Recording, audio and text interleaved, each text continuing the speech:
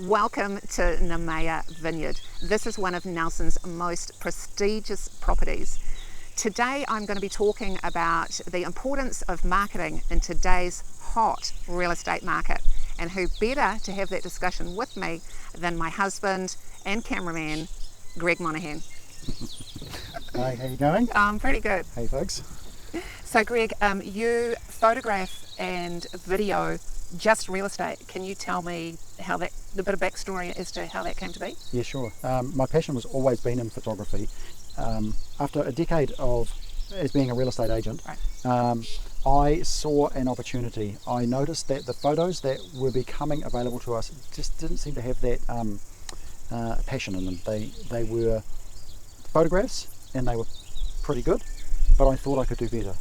And I had faith in myself, and so yeah, I'm pretty happy with where I'm at today. We find ourselves, since COVID-19, we find ourselves in territory that we've literally never been in before. I know, yeah. And the real estate market, through one of there's just no term for it at the moment. The trajectory has gone from 0 to 60 in about 2 seconds. It's just that's absolutely totally nuts. bananas. Yep. Absolutely bananas. Have you ever seen the market like this before? No, never. No, I remember the boom in the early 2000s and 2007, but compared with today, it's just, this is on another level. Yeah, and we've both been interested in real estate for a considerable amount of time. I bought my first property in 1985. Seems like many moons ago now. 1985. First did my real estate papers in 1987. Yep. And of course we all remember the financial crisis of 87. A crash. Yeah, that was just horrendous. And then again into 2007. The real estate market traditionally, historically, all goes in a cycle. And it's usually around a 7 to 10 year cycle. So in 2007, people were so negatively leveraged. They were in debt up to their eyeballs. Yep. and above. So when that was a crash. Yeah, for sure. Yeah. So when that happened, a lot of people hurt. A lot of people lost everything. Yep. The market now has taken it's where 2007 the curve was. It wasn't as steep as it is now. The curve now is like climbing Everest. Yeah, The pricing, people have been priced out of the market. Yep. They've started to do, and because of the low interest rates, to try and help people in. Yep. But now, of course, it's just gone beyond what anybody was anticipating, and so we've now got the LVRs being increased. Yep.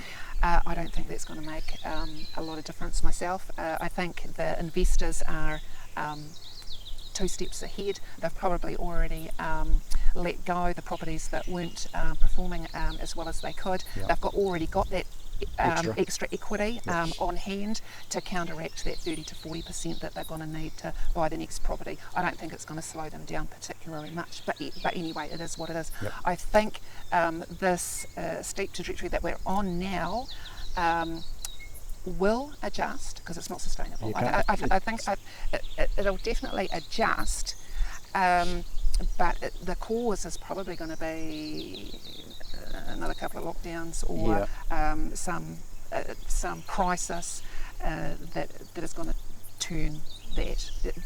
We don't know. Everybody's treading really lightly about what they're saying and the predictions and everything because we don't know. None of us saw 2020 coming at all. So nothing's off the table. Anything could happen. So this market that we have now, if you are looking to sell, you really have to capitalise it because it's not going to last forever. Oh, you do. You've got to make the most of this opportunity. Which brings us to our topic today, which is, do you need to spend the money on the marketing? Because real estate is 50% marketing, Yep. and 50% negotiation. Yep. So it's the material that you're presenting, and then when you've got the activity happening, then it comes down to the negotiation, which is where your agent comes in. So you have to have this equation right, this 50-50 right. You have to have absolutely the best marketing you can afford. Yep.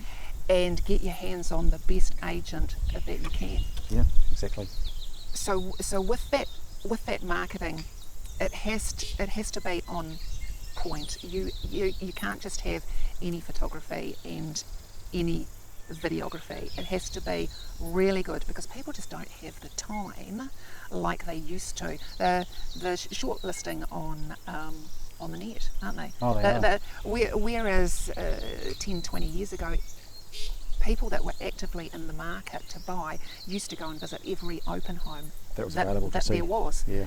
And now they just don't have the time to be doing that. So they're shortlisting from what they see on the net. So it's the real estate sites, Trade Me, the real estate company sites. Yep. They're looking at all these, and they're shortlisting from the marketing material that they see online. Yeah, and if that marketing material is not the very best that they can get, then it's a little bit like Tinder. You know, they look Really? at that. Maybe they look at the. So you've heard. Yes, I've heard. So I've seen on the adverts. You look at the photos, and you go, essentially swipe left. No, that one's no good. Swipe right. You will keep that, if that's the way around it goes. But essentially, no, they'll do their shortlist on looks first. Then, if it looks good, they'll read the story. So there's there's no advantage in having a really, really, really good story if the photos don't make the house shine. Yeah, so it's got to look as best it possibly can. And as it's placed, because the number one site that everybody goes to is Trade Me, isn't it? Can you just explain just a little bit how that works? So what happens with Trade Me is like the minute that the admin person or the real estate agent or the private seller pushes go for their product to go live, thousands of people will receive a notification in their email of the latest listing that's just come live, and in that latest listing will be your property. They will look at that and they will determine from that whether it looks like worth it's looking something that they want to further investigate further. Yeah. Yeah. So if by chance it hasn't got the very best photography, it hasn't got the very best hero shot, which is the one that is to grab your attention, then and it can get overlooked, and that could be a huge cost. Absolutely, because real estate is always a risk when you sell it. There's always risk involved, but in this case, in a seller's market, the risk is not as great. No. Not as great, but there's the risk of what? Over marketing? Is that the biggest risk that you've got? Well, it's nowhere near as bad as the risk of underselling. I know. So your marketing has to be on point, whether it's a buyer's market or a seller's market. Yeah, too right. You don't get to sell a property every day, and at the moment, the potential gains that are out there to be made, could be life changing. Oh, they could. And this could be for a lot of us, this could be the pivotal moment.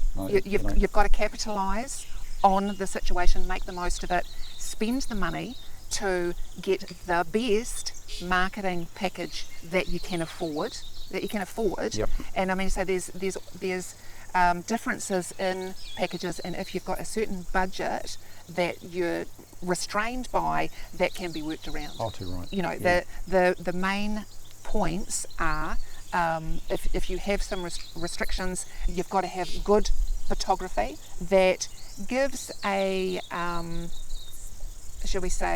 realistic look at the property. Yep. And we need video that engages with the person that you need to have something that flows, just shows through the property and really gives somebody the feel of what that property is like. Oh, and there's nothing more rewarding from my point of view than producing a beautiful cinematic video of a property that gives me goosebumps and brings tears to the eyes of the vendors. It truly is rewarding. So this is not our first visit No. to this property. We have been here before, and We've spent 4 days videoing here. So we'll put a link to that video, and Now it's not short.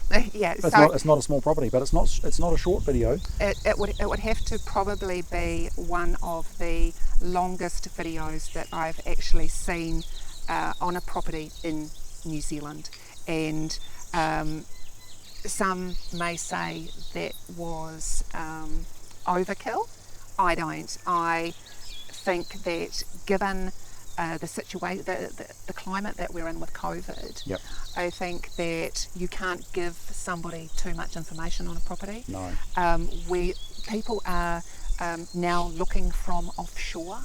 These are Kiwis that are coming home, and these are Kiwis that are looking to secure property here, not to return tomorrow, but to return in the not too distant future, and they're looking for high-end properties. Yeah. And they're basically buying sight unseen. So you need to have as much. You can't. You know, some agents will say, "Oh, I don't want to see anything longer than a 90 minute seconds, than a minute long," because people's attention span is no longer than that. Well, you know, it comes down to, if somebody's not interested in a property, they're not going to watch it for 10 seconds, let alone 7 minutes, Yeah. which is the 6 minutes 59 is the length of the video here. If somebody is interested in the property, they'll watch a half-hour video on it. Yeah. If they're interested in it, they will watch it. And we just wanted to cover every aspect because it is so unique, isn't it? Oh, It it is is. such a unique property. We haven't seen photographed, videoed anything like Quite this. like this. As far as the attention to detail, I mean, on just look at the pond behind us. the attention to detail on this property is phenomenal, and we just wanted to have a true representation of that, that, which we achieved, and we'll also put up the vendor's testimonial on that, because it's an So interesting that gave read. me goosebumps. And we'll take them right away. that's our aim, and we delivered on this property, and we're really proud of it. Yeah. So the other thing that I wanted to touch on is site visits. Can you explain just what that is? Well, you know, it's really good in that it gives us an opportunity to look at the house before the day of the shoot, to meet with the owners, the vendors, and meet with the agent, find out what their expectations are, so that when we come back a day or a week later, when the sun's right, the tide's right, and all those things are in our favour, that we know exactly what we're expected of us, what the expectations what the are. expectations are, so that when we deliver, we can exceed them. We want to know what the expectations it's are. exactly what they wanted so we can, and more, Yep. rather than us going off on a different tangent because we didn't Yep. know that was what was so special. Yep. So so site visits are really cool, and we love it when we get the opportunity. Yeah, and it puts everybody on the same page. Oh yeah. There's no confusion. When a vendor shows us around a property and explains it to us, we get the emotional side of it, and that's we want that emotional buyer. You know, this is the emotional seller, but we want to appeal on an emotional level to that buyer, because it's the emotional purchaser, it's the emotional buyer that's going to pay more for that property. Exactly.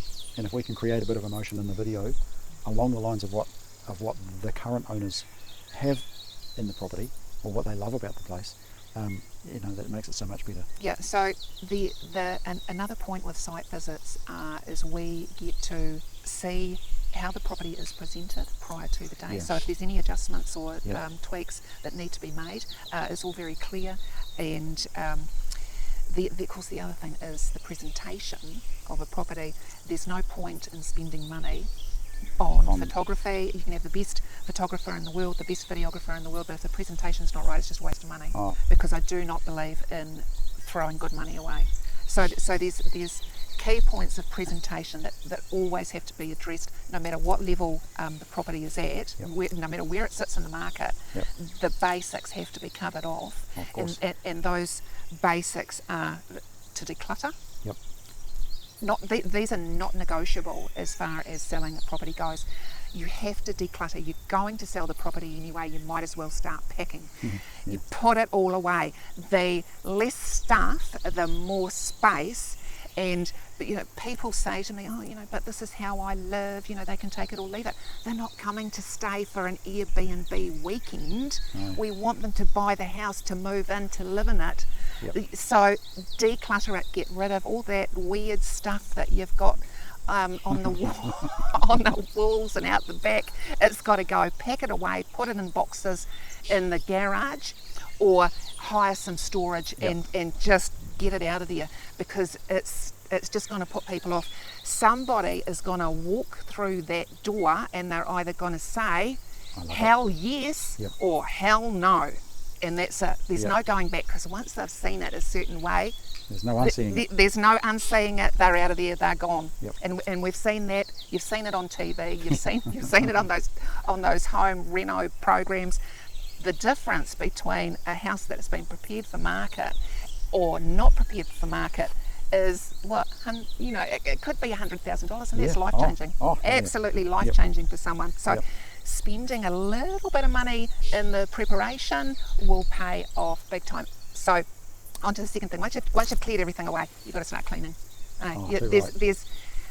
There's nothing worth the thing with an house that's not clean is somebody will walk in and they will think to themselves, as if this is the state of what I can see, what is the state of what I can't see? 100%. So you have to clean it. You have to get down on your hands and knees and scrub it within an inch of its life.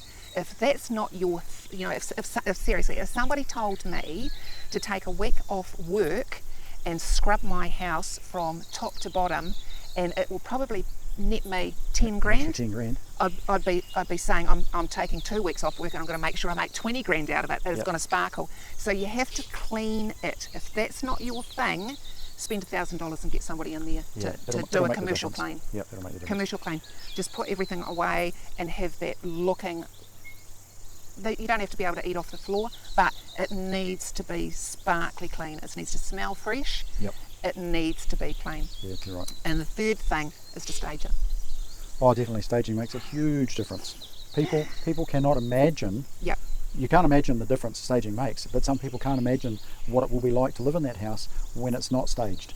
So put your trust and faith in home staging people. They do a fantastic job. Oh, it's incredible what they can do, and you don't have to stage. You don't have to move out and have your home staged for 6 weeks. That would be in the perfect world. That would be what you would do. Is you would actually move out of your house. You'd pack everything away into storage. You'd move into mum and dad's or the caravan park. The caravan park would be a great place. Yep.